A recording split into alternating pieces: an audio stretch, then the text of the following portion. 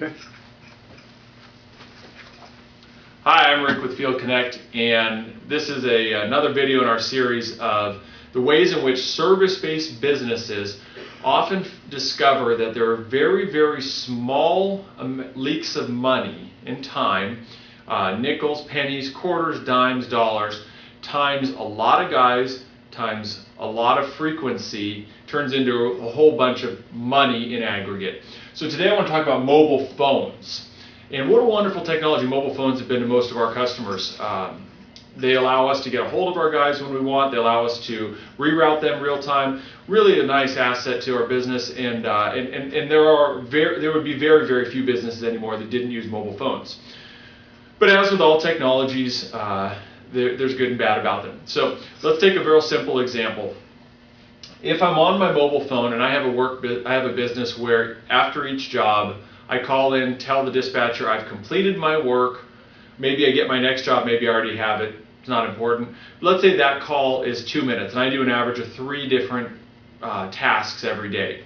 So the first call in the morning, I'm not on the clock. Between the first and second, I'm going to be on the clock. That's a 2-minute call. Between the second and third, I'm on the clock. That's again a 2-minute call. And after my third job at the end of the day, I make another 2-minute call on the clock to tell my dispatcher that I've finished up the work for the day. So phone calls, assuming I got through every time, first time, very, very brief, short call, 6 minutes.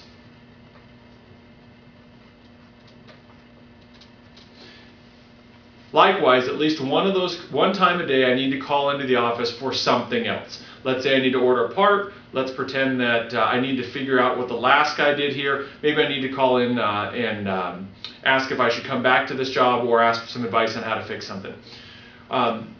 Let's pretend, to make the math easy, that call also, one call a day, lasts no more than 6 minutes.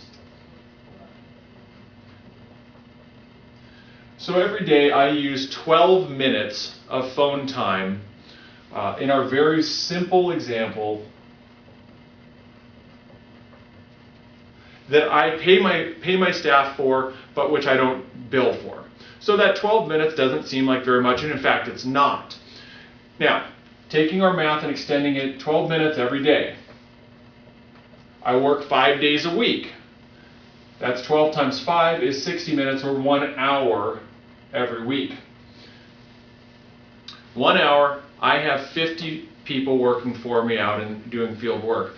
And so again, in our very trivial example, 1 hour per guy times 50 guys, that's 50 hours that I pay for, that I don't get reimbursed for every week. In our trivial example, our guys work, get 2 weeks of vacation a year, that's 50 work weeks a year. So let's say we're going to work 50 weeks, is 2,500 hours in a year. That 2,500 hours, again, to make the math easy, let's say that our guys get paid on average, after we burden their payroll, $20 an hour. So if I were to take $20 an hour times 2,500 hours is, of course, $50,000. Okay, and that $50,000 came from 3 2-minute phone calls and 1 6-minute phone call a day.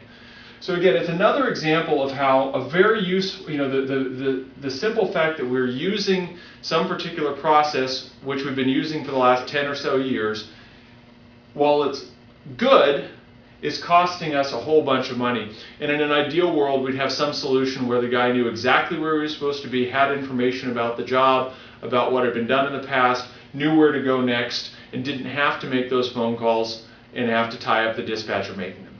So again, we'll see you next week with another part of our series, and thanks for listening.